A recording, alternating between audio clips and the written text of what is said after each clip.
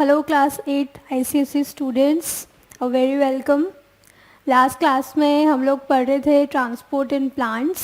ठीक है, तो क्या क्या चीज़ें हम लोगों ने पढ़ ली थी एक बार रिकॉल कर लेते हैं, रिवाइज कर लेते हैं, फिर उसके बाद आगे इसको कंटिन्यू करते हैं। तो ट्रांसपोर्ट इन प्लांट्स में सबसे पहले आप लोगों को बताया गया था कि ट्रांसपोर्ट वर्ड का मतलब क्या होता है। ठीक है, कि ट्रांसपोर्ट से आप क्या समझते हैं, ठीक, और इसका सिग्निफिकेंस क्या है, क्यों ज़रूरी है ट्रांसपोर्टेशन। तो ट्रांसपोर्टेशन का सिग्निफिकेंस आपको बताया था क्योंकि जो प्लांट बॉडी होती है, suppose this is a plant body, ठीक है, तो इस प्लांट बॉडी में ग्राउंड से ऊपर वाला पार्ट शूट सिस्टम, ग्राउंड से नीचे वाला पार्ट रूट सिस्टम। इस शूट सिस्टम में जो लीव्स है वहाँ पर फूड बनता है, फूड सिंथेसाइज होता है। ठीक है ना, तो ये जो फूड सिंथेसाइज हो रहा है ये अभी एक जगह बन रहा है, लेकिन इसकी जो रिक्वायरमेंट है, मतलब जो नीड है, जो ज़रूरत है, वो पूरी प्लांट बॉडी को है। वो रूट्स को भी चाहिए, वो स्टेम को भी चाहिए, वो सारे पार्ट्स को चाहिए। ठीक है ना, इसीलिए ट्रांसपोर्टेशन ज़रूरी है। ऐसे ही रूट्स के केस में था, वो सॉइल से वाटर और मिनरल्स एब्जॉर्ब कर रही थी, तो जो वो वाटर एंड मिनरल्स एब्जॉर्ब कर रही थी वो वाटर मिनरल्स रूट्स के पास हैं, लेकिन उनको deliver all over the plant body करना है, ऐसा है ना, इसीलिए ट्रांसपोर्टेशन ज़रूरी है। मतलब एक लाइन में अगर बोलें तो रिक्वायरमेंट पूरी बॉडी को है, लेकिन जो उसका मतलब सिंथेसिस वाला पार्ट है या स्टोर करने वाला पार्ट है वो एक ही जगह है। ठीक है, तो एक जगह पर सब कुछ इकट्ठा हो रखा है, लेकिन रिक्वायरमेंट पूरी बॉडी को है, इसीलिए ट्रांसपोर्टेशन की ज़रूरत पड़ती है। ओके, तो ये चीज़ें हम लोगों ने पढ़ ली थी लास्ट की क्लास में। और हमने क्या पढ़ा था apart from significance of transportation? Significance पढ़ लिया था ना, सिग्निफिकेंस ऑफ ट्रांसपोर्टेशन, तो ये हम लोगों ने कंप्लीट कर लिया था। इसके अलावा आप लोगों को बताया था प्लांट बॉडी में ऐसी क्या मशीन लगा रखी है या ऐसा क्या सेटअप है जिसकी वजह से ये ट्रांसपोर्टेशन काम इजीली हो पा रहा है। मतलब कि जो रूट्स हैं वो पानी कैसे ऊपर तक पहुंचा पा रही हैं, ठीक है, और जो लीव्स वाला पार्ट है वो किन टिश्यूज़ की मदद से, किस किस मशीन की हेल्प से बाकी सारे के सारे फूड मॉलिक्यूल्स या जो फूड वाला पार्ट है उसको ट्रांसफ़र करवा पा रही है। तो वो भी हम लोगों ने थोड़ा बेसिक उसका पढ़ लिया था।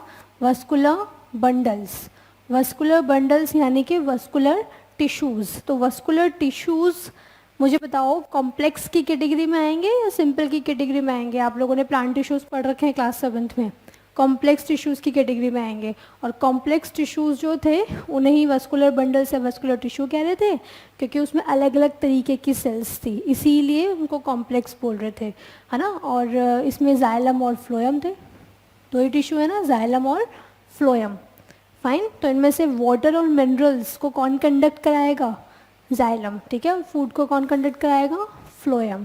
इसीलिए इनको आप कंडक्टिंग टिश्यूज़ भी बोलते हो।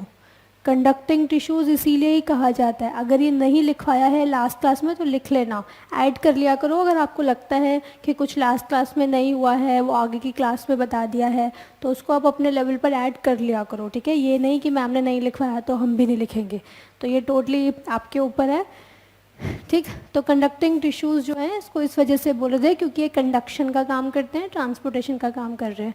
इसमें से वाटर मिनरल्स आपको क्लियर हो गया और फूड वाला पार्ट भी क्लियर हो गया कि कौन कंडक्ट करा रहा है।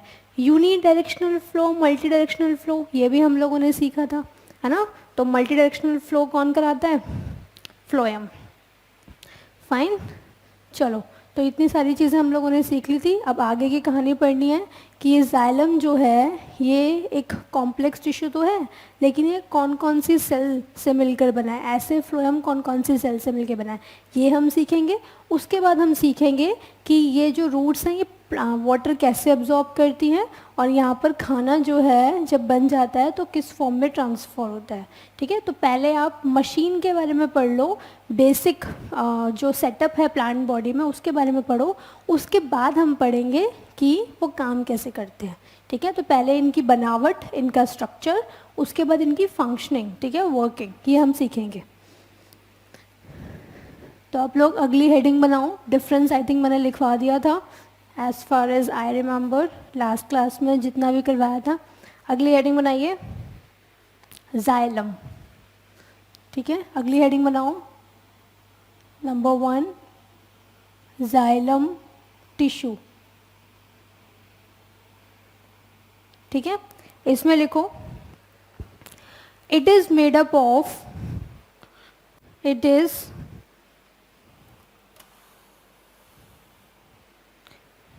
Made up of following elements, it is made up of following elements. ठीक है, तो कौन कौन से एलिमेंट्स हैं जो जाइलम टिश्यू को बनाते हैं? Number 1 tracheids, TRACHEIDS, tracheids. Fine, तो ट्रैकीड्स जो है इसका स्ट्रक्चर यहाँ ड्रॉ करवाया जा रहा है। देखो, तो ये कैसी सेल्स होती हैं? 4 एलिमेंट्स के बने हुए होते हैं ना जाइलम टिश्यू। एलिमेंट्स का मतलब सेल्स। ठीक, तो ये इसका स्ट्रक्चर कुछ इस तरीके से होता है।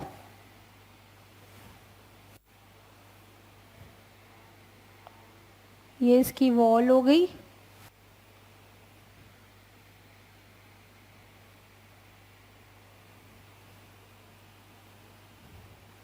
फाइन, और ये हो गए पोर्स, ये हो गए लेटरल पोर्स। इसको कैसे समझेंगे? देखो ज़रा, सपोज ये मार्कर है, इस मार्कर को आप थोड़ी देर के लिए ट्रैकीड मान लो। शेप हालांकि वैसी नहीं है बट स्टिल थोड़ा सा कंसिडर करो। तो ये जो ट्रैकीड है, ये जो मार्कर मैंने दिखाया, इसके ये हो गई लेटरल वॉल। ठीक है, लेटरल मतलब साइड की पूरी जो वॉल है, इसमें अगर जगह जगह छेद हो जाए, पोर्स क्रिएट हो जाए, तो इन्हीं को आप क्या बोल दोगे? Lateral pores. फाइन, तो ये लेटरल पोर्स सिर्फ इस जगह ही होते हैं। यहाँ इस तरीके से आप लोग दिखा दो, ये हो गई वॉल।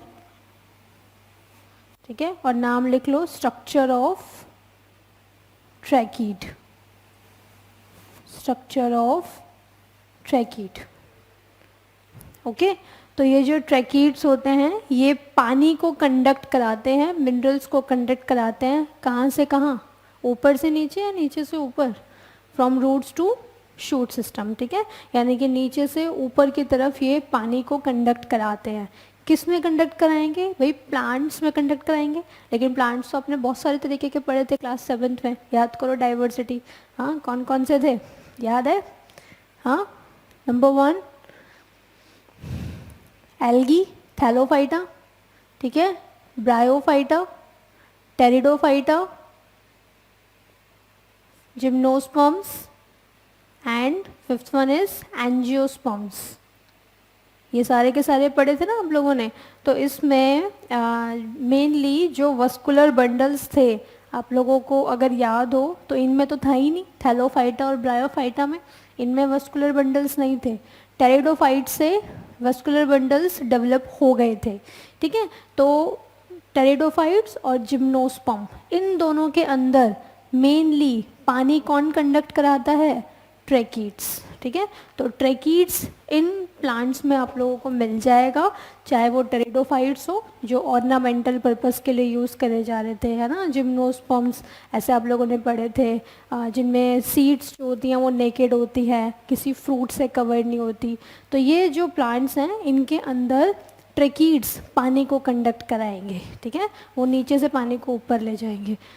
नेक्स्ट जो टर्म आ जाती है, एलिमेंट आ जाता है नंबर 2 वेसल। इस डायग्राम के अलावा साइड में थोड़ा सा स्पेस आप लोग रखना, कुछ ऐड करवाना होगा तो अभी लिखवा देंगे। वेसल्स। ठीक है, तो वेसल जो है ये कुछ इस तरीके से इसका डायग्राम मिलता है।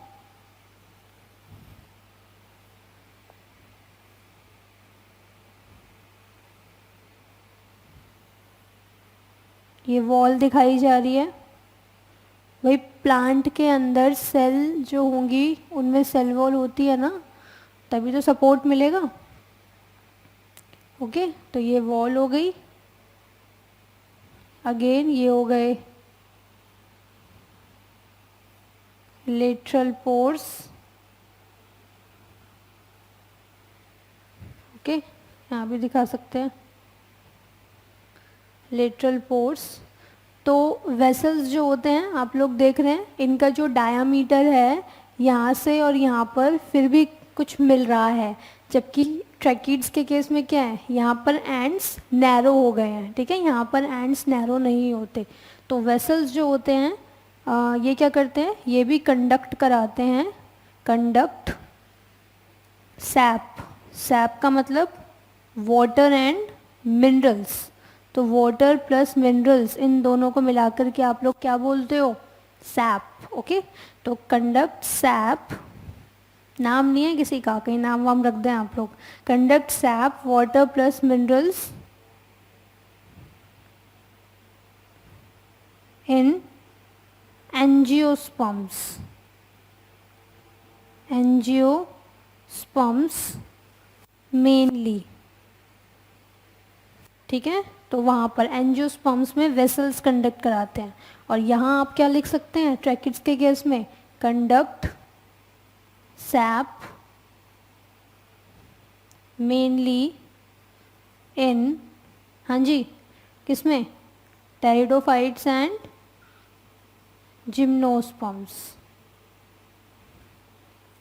ओके। ये क्लास 7th में आप लोग सारे तरीके के प्लांट्स पढ़कर आए हैं कि पूरे ग्लोब पर, पूरी धरती में आपको 5 तरीके के प्लांट्स देखने को मिलेंगे, मतलब उनकी कैटेगरी हमने क्लासिफाई 5 भागों में किया था, ठीक है। जो काई की फॉर्म में मिलते हैं वो एल्गी हो गए, जो उनसे थोड़े से डेवलप्ड हैं ब्रायोफाइट्स, जो और डेवलप्ड हैं जिनमें वस्कुलर सिस्टम मिलता है, टेरिडोफाइट्स, ठीक है, इस तरीके से करते। फिर लास्ट में फ्लावरिंग प्लांट्स आ रहे थे, फ्लावरिंग प्लांट्स जिनमें फ्लावर मिलते हैं, जिनको आप एंजियोस्पर्म्स बोलते हैं। तो एंजियोस्पर्म्स जो हैं basically they are flowering plants, okay. तो ये चीज़ें आप लोगों ने क्लास 7th में पढ़ ली थी। तो वेसल्स मेनली मिलेंगे आपको एंजियोस्पर्म्स में, मतलब ऐसा नहीं है वहाँ ट्रैकिड नहीं मिलते, मिलते हैं, बट मेन फंक्शन इन्हीं का ही होता है।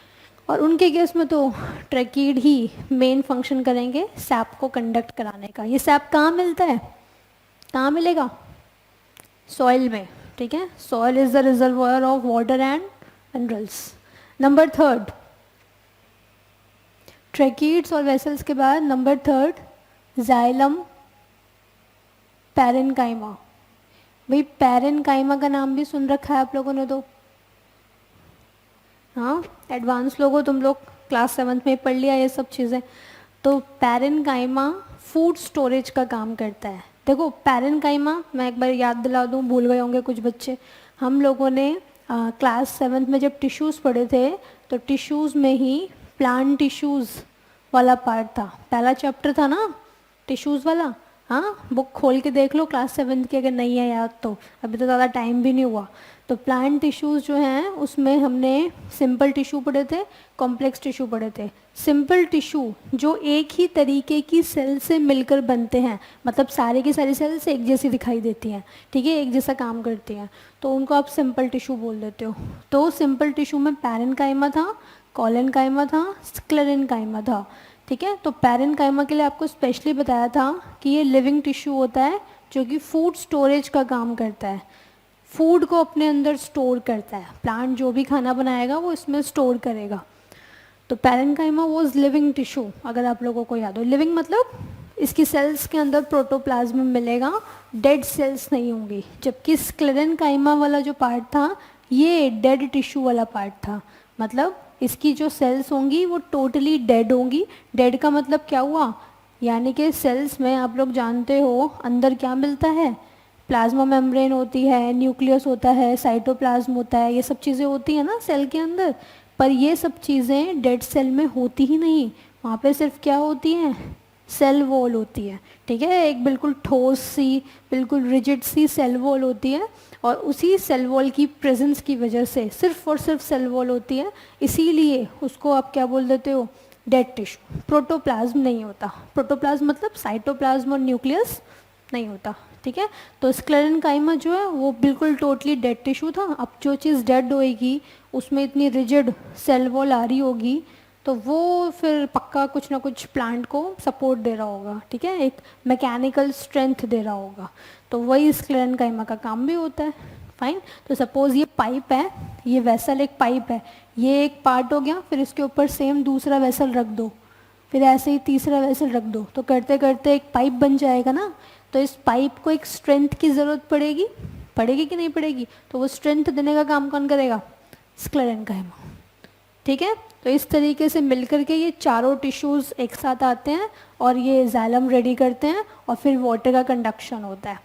ओके, तो आप लोग क्या करो, जाइलम पैरेन्काइमा में लिख लो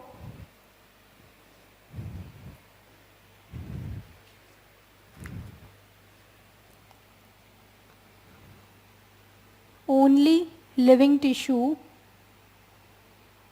ओनली लिविंग टिश्यू क्यों लिखवाया गया है? क्योंकि बाकी जितने भी सेल्स हैं वो सारे के सारे डेड हैं। ठीक है, ट्रैकीड भी डेड है, वेसल भी डेड है, अभी लास्ट में मैं लिखवा दूंगी। Only living tissue used for food storage, इसका काम फूड स्टोरेज का ही होता है। ओके, नंबर 4, अगला लिखो नंबर 4, जाइलम स्क्लेरेन्काइमा, और इसी को ही आप क्या बोल देते हो? Xylem fibres.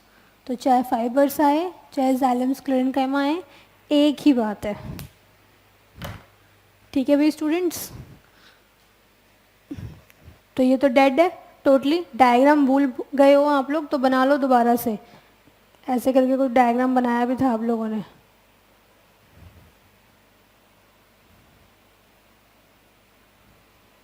ये क्या दिखाया जा रहा है? Wall, cell wall. ठीक है, अंदर तो कुछ है ही नहीं, बिल्कुल ही खाली पड़ा हुआ है। यहाँ पोर्स दिखा देना। तो इस तरीके से ये रेडी हो गई। ठीक है, कुछ इस तरीके से दिखाई देता है। तो डेड टिश्यू, डेड टिश्यू है तो क्या काम करेगा? यूज्ड फॉर या used to provide mechanical strength, mechanical strength या फिर सपोर्ट। ओके, तो कोई भी चीज़ जो रिजिड होगी, डेड होगी, वो सपोर्ट ही देगी। नेचुरल बात है, जो खुद ठोस है, रिजिड है, वही तो सपोर्ट देगा, या सॉफ्ट सी चीज़ सपोर्ट देगी। तो यहाँ पर आप लोग लिख लो ये हो गई इसकी सेल वॉल। ठीक है, इसे हम बोलते हैं सेल वॉल। और ये डायग्राम किसका है? जाइलम फाइबर का। फाइबर स्क्लेरेन्काइमा कुछ भी लिख लीजिए जो आपका मन करे। डेड टिश्यू अगर किसी को याद ना रहे तो अलग से कहीं लिख लेना। डेड टिश्यू का मतलब डिवॉइड ऑफ, डिवॉइड मतलब कमी, डिवॉइड ऑफ व्हाट? प्रोटोप्लाज्म। ठीक है, जिसमें प्रोटोप्लाज्म नहीं होता। प्रोटोप्लाज्म मतलब साइटोप्लाज्म प्लस न्यूक्लियस, ये भी लिख लीजिए। प्रोटोप्लाज्म मीन्स साइटोप्लाज्म, ब्रैकेट में लिख लो, साइटोप्लाज्म प्लस न्यूक्लियस। ठीक है भाई क्लास, तो ये आप लोगों को कंप्लीट करा दिया कि जो जाइलम टिश्यू है, ये टिश्यू, ये मशीन जो कि प्लांट बॉडी के अंदर पानी को रूट से ऊपर तक लेकर जा रहा है, कंडक्ट करा रहा है, ये खुद किसका बना हुआ है? ये खुद इन 4 तरीके की सेल से मिलकर बनता है। तो पहली सेल आपको बता दी, ये भी कंडक्शन का काम करती है, और दूसरी सेल आपको बताई, ये भी कंडक्शन का काम करती है। ठीक है, तो कैसे कंडक्ट करेंगी? ये एक पाइप बना लेती है, एक वेसल के ऊपर दूसरी वेसल अरेंज हो जाएगी, फिर तीसरी अरेंज हो जाएगी, तो ऐसे करते पूरा पाइप रेडी हो जाएगा। ठीक है, पानी नीचे से सपोज यहाँ से चढ़ना शुरू हुआ, यहाँ जाएगा, फिर यहाँ से आगे जाएगा, एंड सो ऑन। ऐसे करते करते वो अल्टीमेटली अपने डेस्टिनेशन तक पहुँच जाएगा। ठीक है, और फिर जाइलम पैरेन्काइमा का भी रोल बता दिया, स्क्लेरेन्काइमा का भी रोल बता दिया। ठीक है, वेसल में आपने एक पॉइंट बनाया कि ये एंजियोस्पर्म में मेनली वाटर कंडक्ट करते हैं। एक पॉइंट और ऐड कर लो, इसमें जगह है क्योंकि डायग्राम मैंने भी आप लोगों को बोला था स्पेस छोड़ देना। एक पॉइंट और यहाँ ऐड कर लो, vessels arrange on one another to form a pipe-like structure. Pipe like structure, हाँ जी, किसी लिए, फॉर व्हाट, वाटर कंडक्शन, ठीक है, या for sap conduction, sap conduction. मैंने लिखा हो वेसल्स अरेंज या वेसल्स आर अरेंज्ड, ऐसे भी लिख लो, vessels are arranged on one another to form a pipe like structure for the conduction of sap, ठीक है, या for sap conduction. Completed, okay.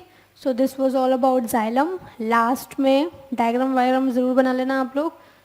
Last में अब एक कंक्लूडिंग लाइन लिख लो और उसे डब्बे में पैक कर लो।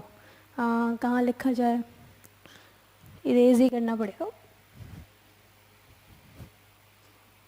लास्ट में लिखना बिल्कुल जब ये कंप्लीट हो जाए पूरा। क्या लिखेंगे यहाँ पर, एक सेल कैसी है, लिविंग, वन लिविंग टिश्यू या वन लिविंग, और 3 कैसी हैं, डेड, ठीक है। एक लिविंग कौन सी है, जाइलम पैरेन्काइमा, और 3 डेड कौन सी हैं, ट्रैकीड्स, वेसल्स और जाइलम फाइबर्स, ठीक है। ये आप लोग बॉक्स में बंद कर लो। ये पूरा क्रक्स है कि कितने सेल्स लाइव हैं, कितने सेल्स डेड है, ओके। चलो अगली हेडिंग बनाओ, नंबर 2, फ्लोएम।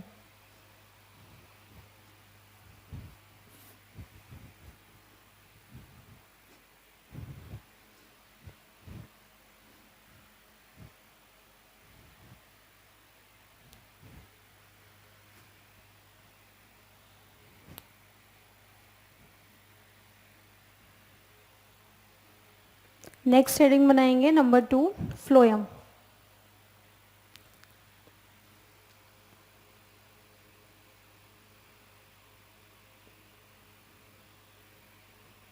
अच्छा एक बात और, आप लोग टेस्ट ज़रूर दिया करो भाई। ऐसा नहीं है कि आप लोग टेस्ट स्किप करें, ठीक है, क्योंकि यहाँ जो क्लासेस हो रही हैं उसको ढंग से समझ लिया, ठीक है। अब आपको कितना समझ में आया, इस बात की टेस्टिंग तो टेस्ट से ही होएगी ना, तो टेस्ट देना बहुत ज़रूरी है, ठीक है। तो इसलिए प्लीज़ टेस्ट अवॉइड ना करें, टेस्ट ज़रूर दें, ओके। आगे से ध्यान रखें आप लोग, मुझे दोबारा बोलने की ज़रूरत ना पड़े। फ्लोएम टिश्यू, तो फ्लोएम टिश्यू में अगेन ये भी 4 एलिमेंट्स का बना है। देखो it is made up of 4 elements, it is made up of 4 elements, ठीक है। कौन कौन से एलिमेंट्स, नंबर 1 पहली कैटेगरी, सीव ट्यूब सेल्स, ठीक है, पहली कैटेगरी है सीव ट्यूब सेल्स। दूसरी है companion cell, companion cells, okay. ये एक एक लाइन छोड़ के लिखना है आप लोग। नंबर 3 फ्लोएम पैरेन्काइमा, तो नाम आ गया पैरेन्काइमा, तो ये क्या काम करता होगा, फूड स्टोरेज। लिविंग होगा या डेड होगा, लिविंग होगा, ठीक है, अभी बताया। तो लिविंग टिश्यू यहीं लिख के ख़त्म करो, लिविंग टिश्यू और perform food storage, perform food storage, okay. And number 4 phloem fibres, phloem fibres को और क्या लिख सकते हैं, फ्लोएम स्क्लेरेन्काइमा, ठीक है। तो ये तो डेड है, इसकी तो आइडेंटिटी ही डेड है, तो ये क्या काम करेगा, प्रोवाइड मैकेनिकल सपोर्ट।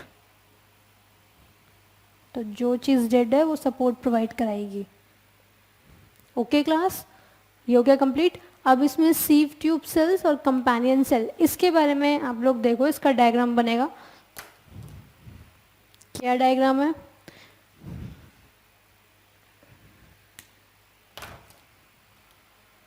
देखिए डिफरेंट डिफरेंट पेन्स आप लोग इस्तेमाल कर लिया करो बायो में, ताकि कन्फ्यूजन ना हो, एक ही पेन से कन्फ्यूजन हो जाती है। जैसे ये डायग्राम हो गया,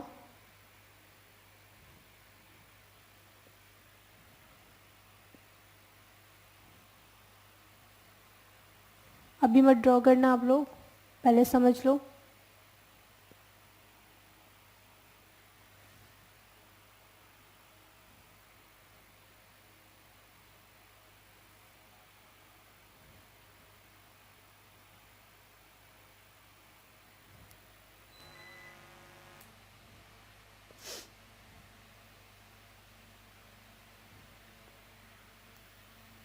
ये रफ स्केच है।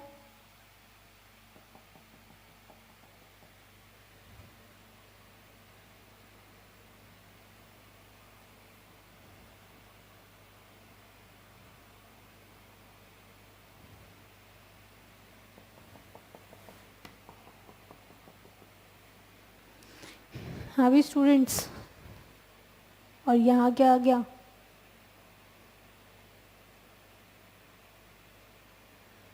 देखो ये जो सेल हो गई ये हो गई सीफ ट्यूब, सीफ ट्यूब सेल, ठीक है। और इसके अंदर न्यूक्लियस नहीं होता, तो devoid of nucleus, mind the word, यहाँ पे लिखा गया है न्यूक्लियस नहीं होता।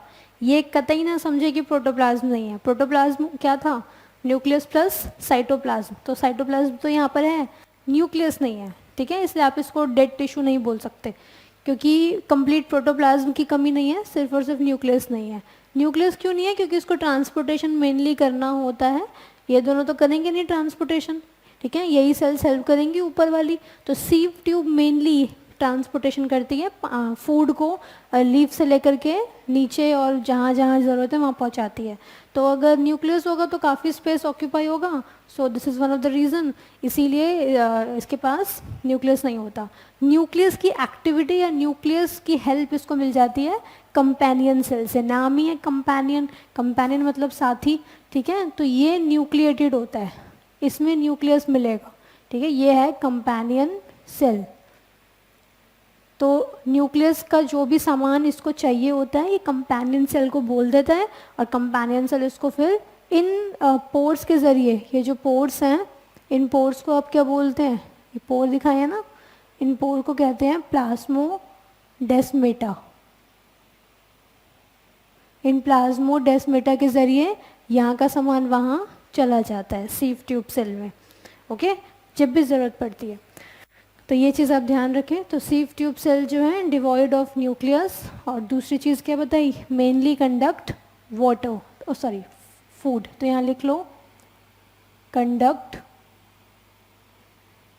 Food from leaves to various parts, various parts, fine. और कंपेनियन सेल जो है help the sieve tube in conduction, ये हेल्पर है तभी तो नाम पड़ गया कंपेनियन, फाइन। तो help the sieve tube in conduction, okay. तो जैसे यहाँ स्ट्रक्चर दिखाया है ऐसे ये नीचे भी होगा, तो वही पाइप बन रहा है एक पूरे तरीके का, एक सीफ ट्यूब सेल, फिर दूसरी सीफ ट्यूब सेल, फिर तीसरी एंड सो ऑन। तो आप इतना बना करके ख़त्म कर सकते हैं इस तरीके से। ये क्या दिखाया है, ये स्ट्रक्चर, इसे बोलते हैं सीफ प्लेट, सीफ प्लेट। और सीफ प्लेट में ये जो पोर हैं इन्हें कहा जाता है सीफ पोर, ठीक है। इट्स लाइक अ प्लेट, उस प्लेट में छेद हो गए तो खाना यहाँ से निकल करके आगे फिर पास ऑन होगा, ओके। हो गया कंप्लीट। तो ये आप लोग बना लो स्ट्रक्चर ऑफ, डायग्राम का नाम ज़रूर लिखा करो भाई जब भी डायग्राम बनाएं, structure of sieve tube and companion cell, companion cell.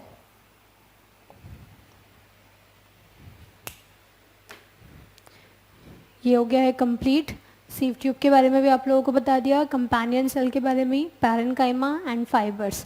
Last में अगेन कंक्लूडिंग लाइन लिख लीजिए, डब्बे में पैक कर लेना इसको। तो कितने डेड हैं और कितने लिविंग, 3 लिविंग हैं और एक डेड है। 3 लिविंग कौन कौन से? सीव ट्यूब और कंपेनियन सेल, ठीक है, और फ्लोएम पैरेन्काइमा, वो तो होगा ही होगा, पैरेन्काइमा, ये तीनों लिविंग है। और डेड कौन हो गया? Sorry, phloem fibres ratio. Okay, तो ये आप लोगों को बता दिया, 3 यहाँ पर लिविंग है और एक डेड है। तो अगर क्वेश्चन आता है कि differentiate between xylem and phloem, तो अब आप लोग आसानी से बता देंगे, ठीक है। इवन एक पॉइंट और ऐड कर सकते हैं, 3 तो मैंने लिखवा दिए थे, चौथा और क्या बता सकते हैं, ये डब्बे वाला, कि उसमें कितने लिविंग थे और उसमें कितने लिविंग थे, ठीक है।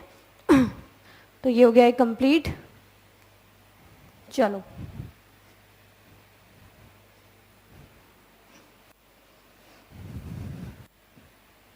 तो स्ट्रक्चर तो आपने समझ लिए कि जो टिश्यू ट्रांसपोर्टेशन करवाते हैं उनकी बनावट कैसी है, ठीक है, कि वो कैसे बने हुए हैं, ये तो समझ में आ गया। अब आगे बढ़ते हैं, ये काम कैसे करते हैं, ठीक है, फंक्शनिंग भी तो पता होनी चाहिए। ये पानी कैसे ऊपर चढ़ा रहे हैं, चलो इसमें लिखो। अब आगे अगली हेडिंग बनाओ, मेक अ बिग हेडिंग। पहले फूड का ट्रांसपोर्टेशन पढ़ लेते हैं क्योंकि छोटा सा टॉपिक है, ठीक है। हमने जाइलम समझ लिया, फ्लोएम समझ लिया। अब हमें ये समझना है कि ये जाइलम पानी कैसे एब्जॉर्ब करता है और ऊपर तक चढ़ाता है, और ऐसे ही फ्लोएम कैसे लीफ से फूड लेता है और वेरियस पार्ट्स में पहुंचवाता है, ठीक है। तो ये अब हमें पढ़ना है। तो पहले हम फूड का पढ़ लेते हैं, फिर हम वाटर का पढ़ लेंगे, क्योंकि वाटर का पार्ट थोड़ा बड़ा है, फूड वाला पार्ट छोटा है, ठीक है। तो पहले आप लोग पढ़ लो ट्रांसपोर्टेशन ऑफ फूड। अगली हेडिंग बनाओ, transportation of food. Transportation of food में इसको ब्रैकेट में और आप लिख सकते हैं ट्रांसलोकेशन भी बोल देते हैं। तो ट्रांसलोकेशन ऑफ सॉल्यूट या फिर ट्रांसलोकेशन ऑफ फूड, ओके। तो कैसे भी आप लोग लिख सकते हैं। हाँ जी, अब इसको समझिए ज़रा, क्या है कंसेप्ट। देखो, सपोज ये कोई प्लांट है, ठीक। तो ये जो प्लांट बॉडी है, इसमें लीफ ने फूड बनाया, कौन से प्रोसेस से बनाएगी? फोटोसिंथेसिस, ठीक है। तो वो पूरा मैकेनिज्म आपको बता देता, CO2 H2O उनके कॉम्बिनेशन से ग्लूकोज रेडी हो जाएगा, ठीक है। और वही जो ग्लूकोज होता है वो एक यूनिट होती है, एक मॉलिक्यूल होता है। ऐसे कई सारे ग्लूकोज मॉलिक्यूल्स आपस में ज्वाइन होते हैं और ज्वाइन होकर के एक चेन बना देते हैं, ठीक है। ये कई सारी चेन, तो बड़ी लंबी सी चेन बन जाती है। उसी चेन को आप क्या बोल देते हैं? स्टार्च। फाइन। तो प्लांट बॉडी में ग्लूकोज कौन सी फॉर्म में स्टोर होगा? स्टार्च की फॉर्म में स्टोर होगा। तो जब भी प्लांट को ग्लूकोज चाहिए होगा, जितना उसको चाहिए फूड में उसने जो भी ग्लूकोज बनाया उतना तो वो यूटिलाइज कर लेगी, लेकिन कुछ ग्लूकोज होगा जो उसे स्टोर भी करना पड़ेगा फ्यूचर के लिए, कि कल को ग्लूकोज ना बन पाए, फोटोसिंथेसिस ना हो पाए, तो एटलीस्ट मेरे पास कुछ तो रिजर्व होना चाहिए ना। तो वो रिजर्व, वो स्टोर ग्लूकोज, वो ग्लूकोज वो कौन सी फॉर्म में स्टोर करेगी? स्टार्च की फॉर्म में स्टोर करेगी, ठीक है। ऐसे ग्लूकोज को ब्लॉक कर लेगी बॉन्ड्स लगा लगा करके, और ये चेन बन जाएगी, दैट इज कॉल्ड स्टार्च। तो अब ये जो लीव्स हैं इनमें स्टार्च मिल गया, बन गया, ठीक है। फोटोसिंथेसिस प्रोसेस के जरिए कंप्लीट हो गया। फाइन। अब ये जो स्टार्च है इसकी रिक्वायरमेंट सब जगह है, ऊपर भी भेजना है इसको, इसको नीचे भी भेजना है, रूट्स को भी चाहिए, ठीक है, और दूसरे पार्ट्स को भी चाहिए। अब प्रॉब्लम ये आती है कि ये जो स्टार्च है ये इनसॉल्युबल होता है। इनसॉल्युबल किस में? वाटर में। भाई एक बात मुझे बताओ, स्टार्च एक मॉलिक्यूल है ना, लिक्विड मटेरियल तो है नहीं, ठीक है। कोई भी चीज़ अगर लिक्विड है तो वो इजीली फ्लो कर सकती है, लेकिन स्टार्च जो है ये लिक्विड मटेरियल तो है नहीं। तो नेचुरल बात है, इसको कहीं ना कहीं किसी लिक्विड का सहारा लेना पड़ेगा in order to transport in order to travel, अगर इसको ऊपर जाना है, साइड में जाना है, नीचे जाना है, कहीं भी जाना है, इसको पानी में डिज़ोल्व होना ज़रूरी है ना, खुद तो ये ट्रैवल नहीं कर सकता, ठीक है। इसीलिए अब इसके लिए ज़रूरी है इसका सॉल्युबल होना, लेकिन इसका नेचर क्या है, ये इनसॉल्युबल होता है वाटर में। इसीलिए क्या होता है, जब भी फूड को ट्रांसपोर्टेशन करना होता है तो यही स्टार्च कन्वर्ट हो जाता है सुक्रोज में, ठीक है, इसे कन्वर्ट करा दिया जाता है सुक्रोज में, और सुक्रोज एक सॉल्युबल शुगर है। सुक्रोज मतलब जो नॉर्मल आप लोग टेबल शुगर अपने घर में जो आप लोग कंज्यूम करते हो इतने डाइट्स वगैरह में, इतने फूड आइटम्स में, वो सुक्रोज ही है, ठीक है, चीनी जिसको हिंदी में बोल देते हैं। तो सुक्रोज इज सॉल्युबल शुगर या सॉल्युबल कार्बोहाइड्रेट। ये इनसॉल्युबल था, ये सॉल्युबल कार्बोहाइड्रेट है, ठीक है, शुगर मतलब कार्बोहाइड्रेट। तो ये जो सुक्रोज है ये सॉल्युबल है, ये आसानी से पानी में डिज़ोल्व हो जाएगी, और पानी में अगर ये डिज़ोल्व हो जाएगी, बॉन्ड वॉन्ड बना लेगी, तो भाई हमारा काम तो आसान है। फिर तो पानी के रास्ते आप इसको जहाँ मर्जी भेज दो, ऊपर भेजना है ऊपर भेजो, साइड में भेजना है साइड में भेजो, नीचे भेजना है नीचे भेजो, कहीं भी भेजो, ठीक है। तो इसीलिए तो ये ट्रांसलोकेशन ऑफ फूड में बहुत इंपॉर्टेंट होता है कि जो स्टार्च बना है फोटोसिंथेसिस प्रोसेस के ज़रिए, it is insoluble in water, और being insoluble in water it is very difficult for it the transportation of food to the various sites। इसीलिए क्या होता है कि यही starch is converted into sucrose, ठीक है, for easy transportation to various parts of the plant। Okay, चलो तो ये हो गया है कंप्लीट, इसमें इतना ही था, ये आप लोग लिख लो। और ये सुक्रोज कौन कैरी करेगा, ऊपर से लीफ से वेरियस पार्ट्स में कौन सा टिश्यू लेकर जाएगा, फ्लोएम ना, और फ्लोएम का भी कौन सा सेल, सीव ट्यूब। चलो तो इसको लिख लो।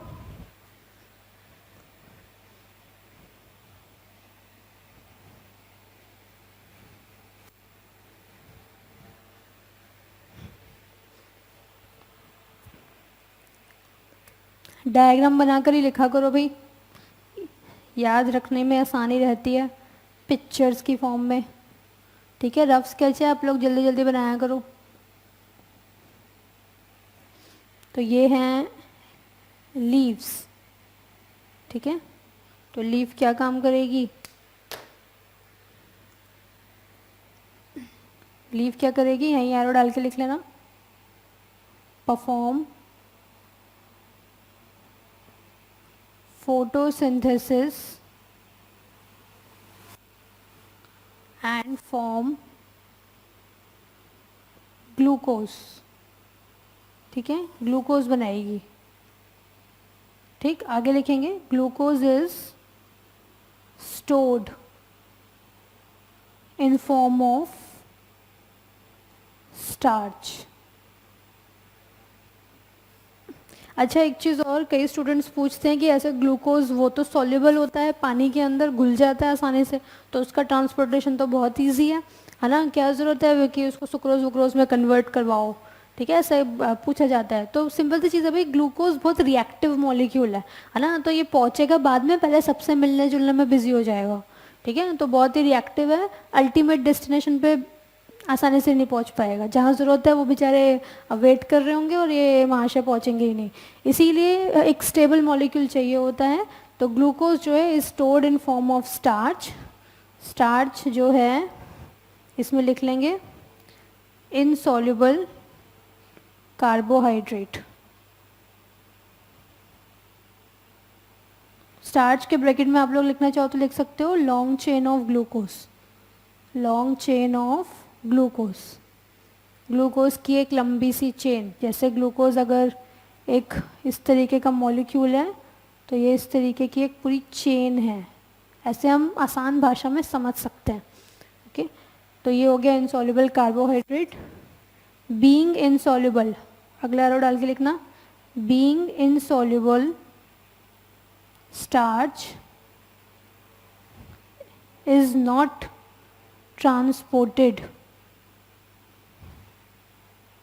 सॉरी इसको ऐसे लिखो, being insoluble food in form of starch is not transported, is not transported to required sites. ठीक, so starch is converted into sucrose, SUCROSE, sucrose, ठीक है, विच इज़ soluble sugar. ये soluble sugar है, sugar मतलब carbohydrate. ये लिख लिया करो आप लोग अपने लेवल पर. अब हर चीज़ तो लिखवानी पॉसिबल नहीं होती. तो being insoluble, food in form of starch is not transported to required sites, so starch is converted into sucrose. And या अगला डाल के लिख लो, food is transported in the form of what? In the form of sucrose. ठीक है भाई class. और इसी को ही आप क्या बोल देते हो? दिस इज कॉल्ड ट्रांसलोकेशन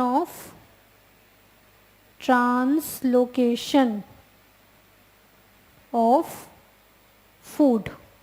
ठीक है, या ट्रांसलोकेशन ऑफ सॉल्यूट, इसी को ही बोल देते हैं.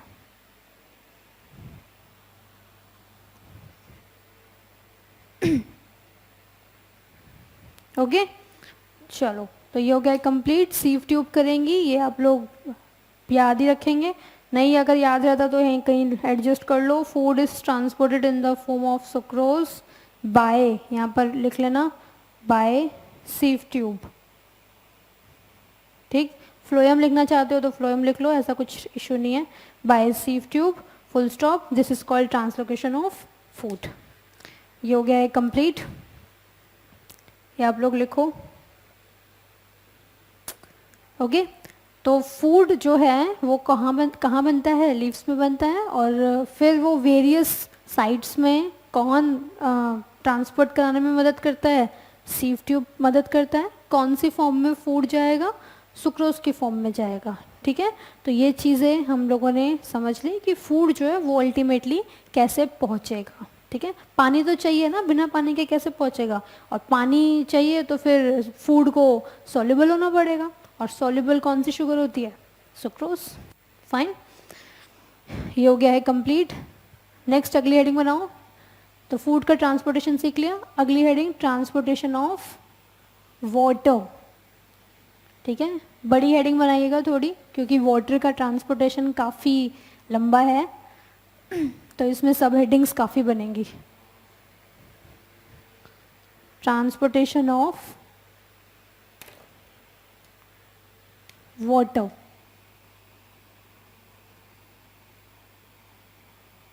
ठीक है भाई क्लास. तो अब मुझे एक बात बताओ कि जो वाटर है इसका ट्रांसपोर्टेशन इसका ये मिलता कहाँ पर है? प्लांट बॉडी कहाँ से पानी लेती है? सॉइल से. ये है सॉइल.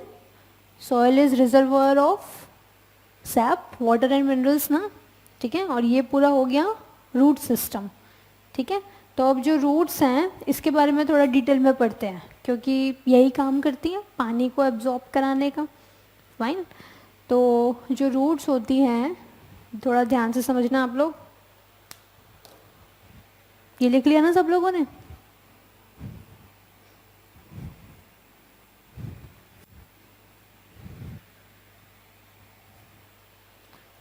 रूट को दूसरे पेन से दिखा रहे हैं ताकि डिफ्रेंशिएट करना इजी हो.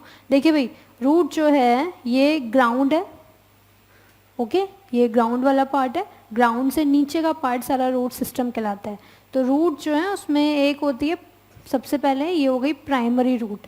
प्राइमरी रूट जो है इसी की ब्रांचेस निकलती रहती हैं, कॉल्ड एज सेकेंडरी रूट. ठीक है, मेन तो हो गई प्राइमरी रूट और उसी से ब्रांचेस निकली, कॉल्ड सेकेंडरी रूट. यही सेकेंडरी रूट जो हैं फिर इनसे फर्दर ब्रांचेस निकलती हैं, उन्हीं को ही आप क्या बोलते हो? Tertiary root. ओके, तो इस तरीके से ये पूरा रूट सिस्टम बनता है. अभी बना लेना आप लोग डायग्राम, पहले समझ लो. तो primary root, branches are called secondary root, और फिर उनकी further branches are called tertiary root. ये इतनी सारी ब्रांचेस इसीलिए ही होती हैं ताकि मैक्सिमम पानी एब्जॉर्ब किया जा सके। जगह जगह ये रूट्स फैले और जहाँ जहाँ पानी है सॉइल के अंदर वहाँ से पानी को ये रूट्स एब्जॉर्ब कर सकें ताकि प्लांट बॉडी में कभी पानी की कमी ना हो। इसीलिए इतनी ब्रांचिंग जो है प्लांट करता है अपने रूट सिस्टम के अंदर। तो ये जो रूट्स हैं इनका स्ट्रक्चर पढ़ना बहुत ज़रूरी है, ठीक है। मतलब क्या कि ये जो रूट्स का जो पूरा सिस्टम है, रूट सिस्टम है, यहाँ जो रूट्स हैं इनके अंदर ऐसा क्या है जिसकी वजह से पानी को अपने अंदर ले पा रही हैं, ठीक है। कुछ तो ऐसा होना चाहिए ना इनके अंदर जिसकी वजह से पानी अंदर खिंचा चला आ रहा है और ये इजीली पानी को अब्जॉर्ब कर रही हैं। तो पहले तो यही जानना ज़रूरी है कि बाहर से पानी अंदर जा कैसे रहा है, किसकी वजह से जा रहा है, कौन सा फोर्स है जो अंदर पानी को बुला रहा है, ठीक है। फिर बाद में हम पढ़ेंगे कि पानी नीचे से यानी कि रूट से ऊपर तक कैसे पहुंचेगा। दो चीज़ें हमें यहाँ वाटर ट्रांसपोर्टेशन में पढ़नी है। पहला हम पढ़ेंगे कि रूट के अंदर ऐसा क्या स्ट्रक्चर है, ऐसा क्या सेटअप है, क्या मशीन लगा रखी है जिसकी वजह से पानी सॉइल से खींचा चला आ रहा है रूट्स की तरफ, ठीक है। या रूट्स जो हैं इजीली पानी को ले पा रही हैं। और फिर हम पढ़ेंगे दूसरा कि ये पानी नीचे से ऊपर अगेंस्ट ग्रेविटी कैसे जाएगा।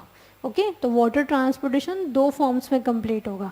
तो आज हम पहली फॉर्म ही कंप्लीट करते हैं कि जो सॉइल से पानी है वो यहाँ तक कैसे पहुँचेगा। यहाँ से ऊपर की बात आगे की क्लासेस में देखेंगे।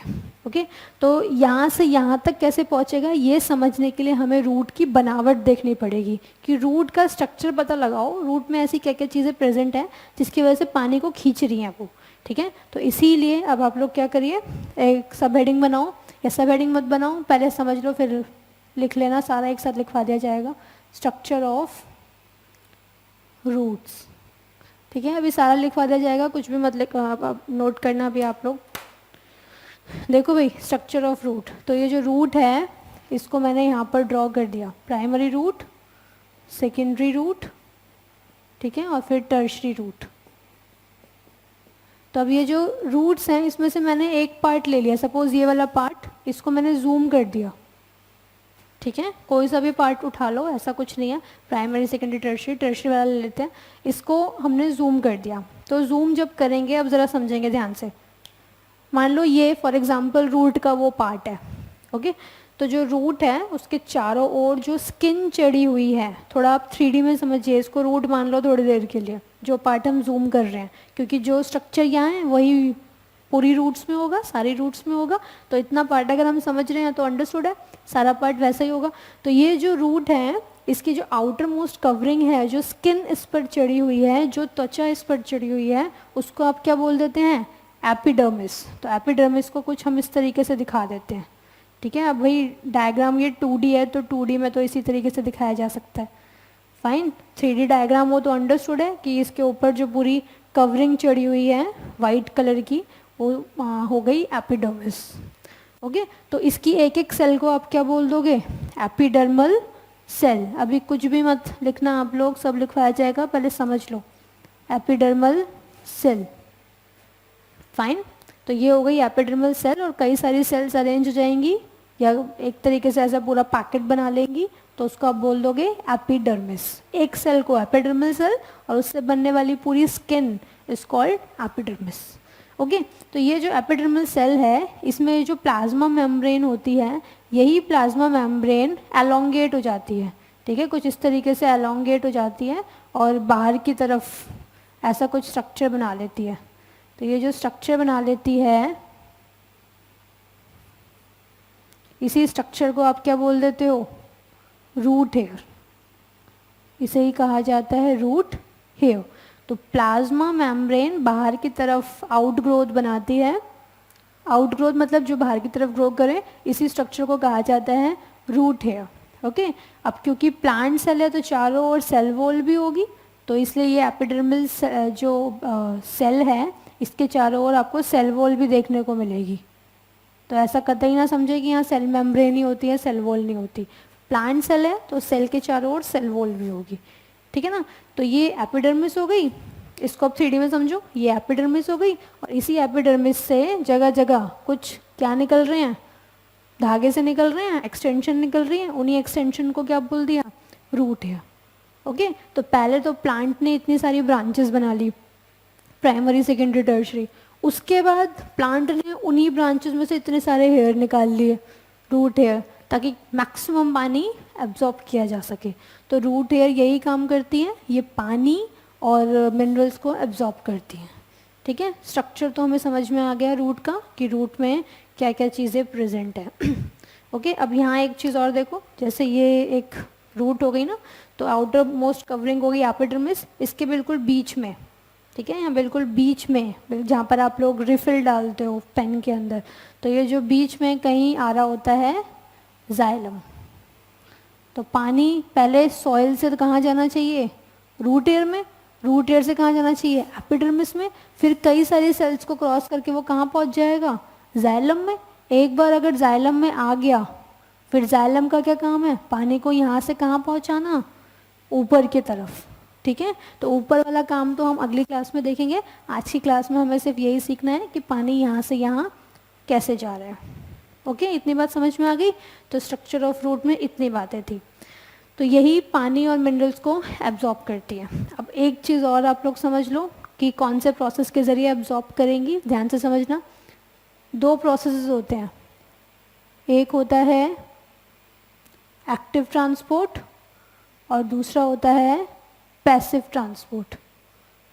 पैसिव ट्रांसपोर्ट मतलब जहाँ कोई एनर्जी का खर्चा नहीं आता, नो एनर्जी एक्सपेंडिचर। एनर्जी किस में स्टोर करती है, हमारी सेल्स के अंदर या लिविंग सेल्स में, एटीपी में। एटीपी ऐसे मॉलिक्यूल्स हैं, सपोज ये कोई सेल है, हमारी बॉडी की हो चाहे प्लांट बॉडी की हो, ठीक है, इस सेल के अंदर खूब सारे मॉलिक्यूल घूमते रहते हैं।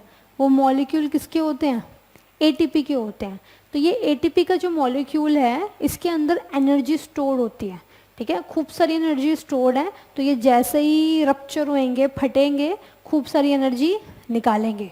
ओके, इसको हम बेसिक तरीके से ऐसे समझ सकते हैं। तो पैसिव ट्रांसपोर्ट जो है, यानी कि एक स्थान से दूसरे स्थान तक कोई भी मॉलिक्यूल अगर जा रहा है तो वो दो तरीके से जा सकता है, या तो वो एनर्जी का खर्चा करवाए, यानी कि एटीपी को यूज़ करे, तो एटीपी को यूज़ करेगा तो एक्टिव ट्रांसपोर्ट, मतलब उसको जाने के लिए एनर्जी चाहिए, अपने आप नहीं जा पा रहा।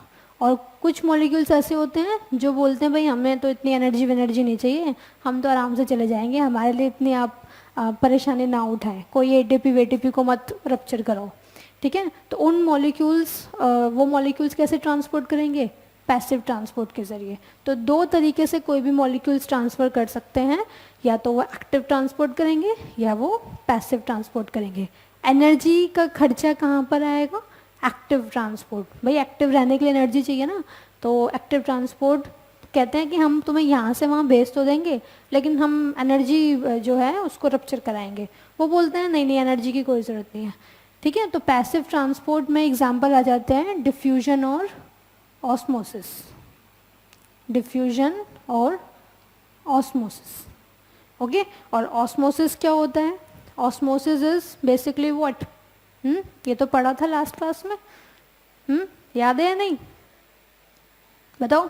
तो ऑस्मोसिस क्या था कि जैसे मॉलिक्यूल्स मान लीजिए यहाँ हाई कंसंट्रेशन में है और यहाँ मॉलिक्यूल्स लो कंसंट्रेशन में है। अब इन मॉलिक्यूल्स को यहाँ से यहाँ जाना है, हायर टू लोअर जाना है। ओके, तो अगर ये मॉलिक्यूल्स हायर टू लोअर जा रहे हैं, कौन से molecules, water molecules, osmo means water, water molecules अगर higher concentration to lower concentration जा रहे हैं by crossing semi permeable membrane, या सिंपल भाषा में बोलूँ तो प्लाज्मा मेम्ब्रेन। तो प्लाज्मा मेम्ब्रेन को क्रॉस करके अगर मॉलिक्यूल्स हाई कंसंट्रेशन से लो कंसंट्रेशन की तरफ जा रहे हैं, वाटर मॉलिक्यूल्स, तो आप उस प्रोसेस को आप क्या बोल दोगे, ऑस्मोसिस। ठीक है, इसको ऐसे समझ लो जैसे हम लोगों को थर्स्ट लगी, बहुत ज़्यादा प्यास लगी पानी की, तो अब सेल्स के अंदर पानी की कमी हो गई। तो सेल्स के अंदर अगर पानी की कमी हो गई तो सेल्स में वाटर की कंसंट्रेशन कैसी है, लोअर है। और बाहर जब हमने पानी पिया तो सेल के बाहर पानी की कंसंट्रेशन बढ़ गई। जब पानी पियोगे तो पानी की कंसंट्रेशन बढ़ गई ना, तो उस कंडीशन में बाहर सेल की पानी की कंसंट्रेशन ज़्यादा है। अब बाहर वाटर की कंसंट्रेशन हाई, अंदर सेल के लो कंसंट्रेशन, पानी कैसे मूव करेगा, हायर टू लोअर, और किसको क्रॉस करके जा रहा है, सेल मेम्ब्रेन को क्रॉस करके जा रहा है। तो इसीलिए प्रोसेस कौन सा हो गया, ऑस्मोसिस। बात समझ में आई। और डिफ्यूजन क्या होता है, diffusion is simple transfer of molecules from high concentration to low concentration. यानी कि कोई भी मॉलिक्यूल हो, चाहे वो वाटर मॉलिक्यूल हो, चाहे वो सॉलिड मॉलिक्यूल हो, गैसियस मॉलिक्यूल हो, कोई भी मॉलिक्यूल हो, ठीक है। यहाँ पर तो स्पेसिफिकली कौन था, वाटर मॉलिक्यूल। तो कोई भी मॉलिक्यूल हो वो हाई कंसंट्रेशन से लो कंसंट्रेशन की तरफ जा रहे हैं, तो उसको आप क्या बोल रहे हो, डिफ्यूजन। जैसे फॉर एग्जांपल यहाँ पे परफ्यूम स्प्रे कर दी, और परफ्यूम यहाँ स्प्रे करी, लेकिन उसकी जो फ्रेग्रेंस है वो दूर तक गई, है कि नहीं। तो यहाँ पर स्प्रे करी तो हाई कंसंट्रेशन, वहाँ तक चली गई तो लो कंसंट्रेशन, तो हाई टू लो फ्रेग्रेंस गई ना, तो इसी प्रोसेस को क्या बोल दिया, डिफ्यूजन। तो डिफ्यूजन और ऑस्मोसिस में यही बेसिक डिफरेंस है कि यहाँ पर कोई भी molecule, any molecule can transport, ऐसा कुछ नहीं है कि यहाँ सिर्फ वाटर ही जाएगा स्पेसिफिकली। और दूसरा, यहाँ पे कोई प्लाज्मा मेम्ब्रेन नहीं चाहिए होती।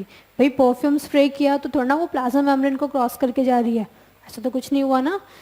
तो डिफ्यूजन में प्लाज्मा मेम्ब्रेन नहीं चाहिए होती, जबकि ऑस्मोसिस में प्लाज्मा मेम्ब्रेन भी चाहिए होती है, और कौन से मॉलिक्यूल्स आएंगे, वाटर मॉलिक्यूल्स जाएंगे, ठीक है। और जो डायरेक्शन है वो दोनों में कॉमन रहेगी, क्या, high to low. Okay class, इतनी बात समझ में आई। पहले आप लोग इतनी बातें लिख लो। इनका जो यूटिलाइजेशन है, डिफ्यूजन ऑस्मोसिस, ये मैंने क्यों बताया, ये कंसेप्ट, इसका यूटिलाइजेशन हम लोग आगे सीखेंगे, ठीक है। क्योंकि पानी जो है वो ऑस्मोसिस के थ्रू ही जाता है, तो ये टर्म वहाँ आता, इसलिए पहले बताना ज़रूरी था। फाइन, इसलिए आप लोगों को बताया गया है, क्योंकि पानी बाहर हाई कंसंट्रेशन में है सॉइल के पास, यहाँ लो कंसंट्रेशन में है, तो high to low process is called osmosis, ठीक है। तो यही चीज़ आगे हम लोग डिटेल में सीखेंगे। तो ये बेसिक इंट्रोडक्शन था, ये सब आप लोग अभी कंप्लीट करो, उसके बाद फिर आगे की कहानी। पहले इसको कंप्लीट कर लेते हैं। डायग्राम बना लो जल्दी से।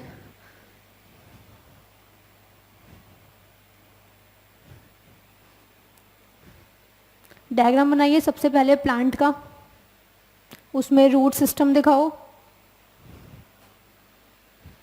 ठीक है। सॉइल दिखाओ। रूट सिस्टम कैसे दिखाएंगे, अभी बताया था, पहले प्राइमरी रूट, फिर वहीं से दिखाएंगे सेकेंडरी रूट, और फिर उसकी फर्दर ब्रांचेस दिखाएंगे टर्शरी रूट। मैं यहाँ लेबलिंग कर रही हूँ सीधा, प्राइमरी रूट, प्राइमरी मतलब मेन रूट, उसके बाद ब्रांचेस हो गई सेकेंडरी रूट, और उसके बाद और उसकी फर्दर ब्रांचेस हो गई टर्शरी रूट। ओके, ये करो जल्दी।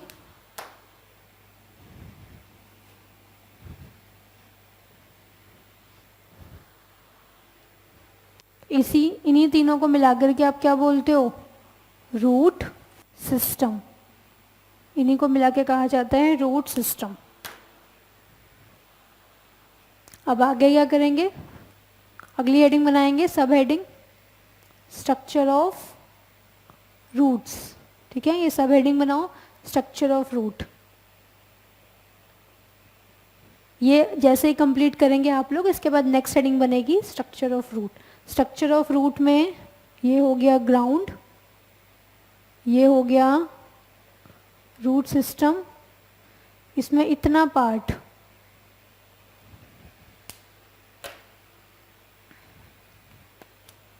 इतना पार्ट हम लोग जूम कर देते हैं,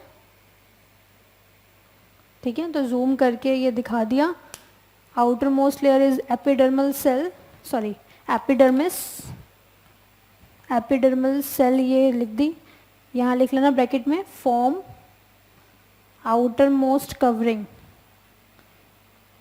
outer most covering called epidermis. Epidermal cells ही तो एपिडर्मिस बना रही है, इसीलिए लिखा ब्रैकेट में form outermost covering called epidermis. ये हो गए रूट हेयर। तो रूट हेयर क्या होते हैं, extension, extension of plasma membrane, plasma membrane of epidermal sales. Epidermal cells जो होती हैं उन्हीं की तो एक्सटेंशन, उनके प्लाज्मा मेम्ब्रेन की तो एक्सटेंशन है, ये रूट है। ओके, और क्या काम करेंगे यहीं लिख लो, लिख के ख़त्म करो। Absorb SAP from soil, SAP from soil. ठीक है, दूसरे पेन से आप लोग ज़रा इसको हाईलाइट कर दो। ये इनके चारों ओर क्या हो गई, सेल वॉल। इसे दिखाएंगे cell wall, cell wall. Okay class,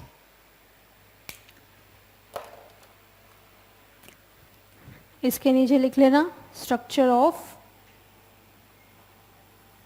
root and root hairs. ये डायग्राम का नाम है।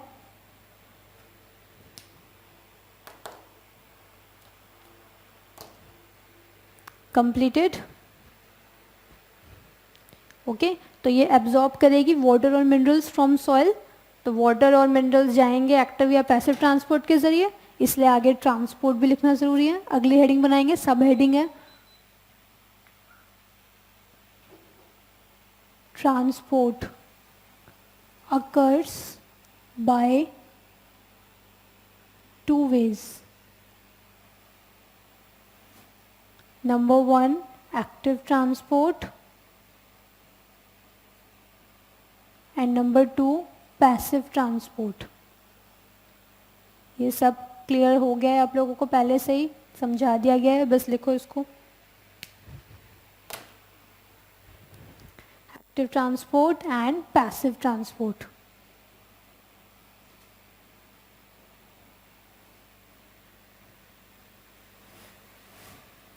The transport which